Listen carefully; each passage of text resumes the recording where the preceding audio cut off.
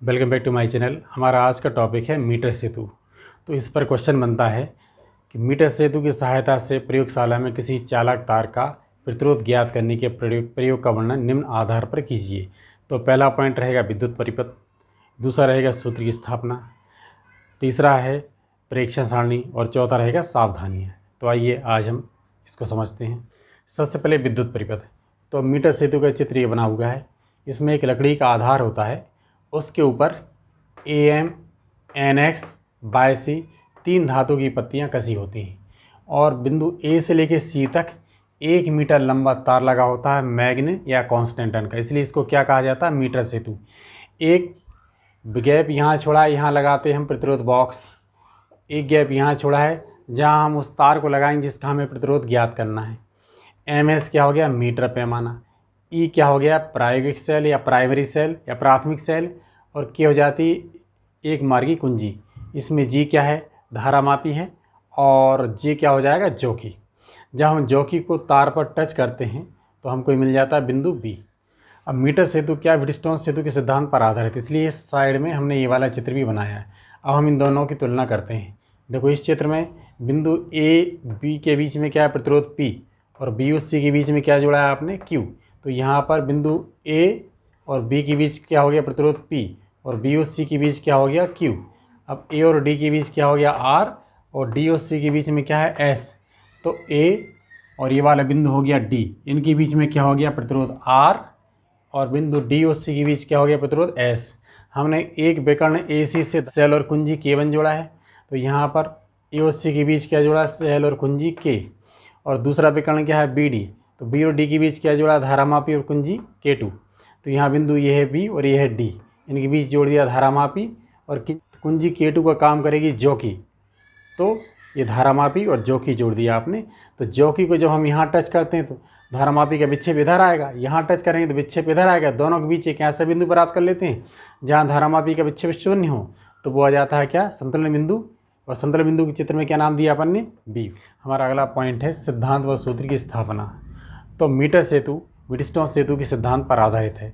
इसका हमने अभी देखा विद्युत परिपथ व्हीटस्टोन सेतु के समान ही होता है। तो संतुलन की स्थिति में क्या होता है व्हीटस्टोन सेतु के, P/Q बराबर R/S। यहाँ पर S क्या होता है, अज्ञात प्रतिरोध होता है, इसलिए S बराबर निकालने हम क्या हो जाएगा, R/Q/P। बन गया समीकरण 1। जब कुंजी Q को दबाकर परिपथ में धारा प्रवाहित की जाती है तो बिंदुओं A और C के बीच में क्या विभवांतर उत्पन्न हो जाता है। यदि हम जॉकी को सिरे A के पास स्पर्श कराएं तो धारामापी का विक्षेप इस दिशा में प्राप्त होगा, और यदि हम यहाँ पर स्पर्श कराएं तो विक्षेप इस दिशा में प्राप्त होगा। इन दोनों बिंदुओं के बीच हम एक ऐसा बिंदु प्राप्त करते हैं जहाँ धारामापी का विक्षेप शून्य हो, इसे क्या बोलेंगे, संतुलन बिंदु। संतुलन बिंदु जब आ जाता है, मान लिया हमने सिरे A से संतुलन बिंदु की दूरी AB बराबर कितनी होगी, AB बराबर मान लिया आपने क्या, L, किसमें, सेंटीमीटर में। यहाँ से यहाँ तक क्या है, 1 मीटर मतलब 100 सेंटीमीटर है, तो यहाँ से यहाँ तक मान लीजिए L सेंटीमीटर।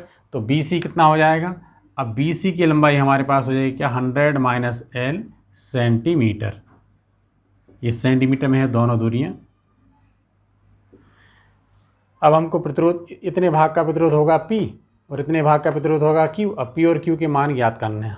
तो मान लिया हमने क्या, ये जो तार है मीटर सेतु का AC, इसकी प्रति इकाई लंबाई के प्रतिरोध क्या है, X है। तब क्या है हमारे पास में P कितना आ जाएगा, P इसकी लंबाई कितनी, L, एकांक लंबाई का X, तो क्या हो जाएगा जी, LX। और Q का मान कितना हो जाएगा, 100 - LX। P और Q दोनों के मान आ गए।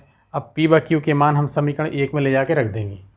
S = R, ये हो जाएगा 100 - LX अपॉन क्या हो जाएगा, LX। तो X से X कैंसिल हो जाए तो क्या बचेगा, S = R 100 - L upon L। इस सूत्र की स्थापना हो गई। प्रतिरोध है तो अपन इसको ओम में नापेंगे। अब इससे हम क्या विशिष्ट प्रतिरोध भी ज्ञात करते हैं। तो विशिष्ट प्रतिरोध का सूत्र क्या होता है, रो बराबर SA/L। इसके लिए आपको क्या है, यहाँ A का मान, A क्या हो जाता है, तार का अनुप्रस्थ परिच्छेद, A बराबर हो जाता है πr²/L। तो इसमें अज्ञात प्रतिरोध S तो अपने इस सूत्र से ज्ञात कर लिया। अब जो तार आपने उपयोग किया है इसकी लंबाई l आपको नापनी पड़ेगी, और आर क्या है, त्रिज्या। ये तार है जिसका हमें प्रतिरोध ज्ञात करना, उसकी स्क्रू गेज की सहायता से अपन को त्रिज्या ज्ञात करनी पड़ती है। सारे मान आ जाएं तो उसका प्रतिरोध इस सूत्र से आ गया और विशिष्ट प्रतिरोध इस सूत्र से आ जाएगा। नेक्स्ट पॉइंट अपना रहेगा इसमें परीक्षा सारणी। परीक्षा सारणी पहले कॉलम में क्रमांक, दूसरे में ज्ञात प्रतिरोध जो अपन प्रतिरोध बॉक्स आर की सहायता से लगाएंगे, और तीसरे कॉलम है क्या, श्रेय से संतुलन बिंदु की दूरी एल। तो यहाँ से संतुलन बिंदु की दूरी कितनी आती है एल, वो अपन यहाँ लिखते जाएंगे। और थर्ड कॉलम में रहेगा 100 माइनस एल। और नेक्स्ट कॉलम में क्या है अपना, जिस सूत्र अभी अपन स्थापित किया है, एस बराबर R 100 minus L upon L. Practical start करने के पहले हम क्या करते हैं, जैसे यहाँ से 2 ओम का प्रतिरोध लगाते हैं प्रतिरोध बॉक्स की सहायता से। मान लीजिए संतुलन बिंदु कहाँ पर आए, यहाँ पर आए, इसकी दूरी कितनी यहाँ से यहाँ तक, अपने स्केल पर नाप लिया 45 सेंटीमीटर। तो 100 माइनस एल कर दें कितना हो जाएगा 55। तो इस सूत्र में मान रख देंगे ये तीनों। तो 55 अपॉन 45 इंटू 2 तो आ जाएगा 2.44। तो 2.44 इसका प्रतिरोध आ गया। अब हम सेकंड रीडिंग लेते हैं तो 3 ओम का प्रतिरोध लगा देंगे, 3 ओम के लिए निकालेंगे, फिर 4 के लिए, फिर 5 के लिए, फिर 6 के लिए। तो जो भी मान आएंगे इन सब का माध्य याद कर लेंगे तो वो हो जाएगा हमारा अज्ञात प्रतिरोध। इसके बाद है सावधानियाँ।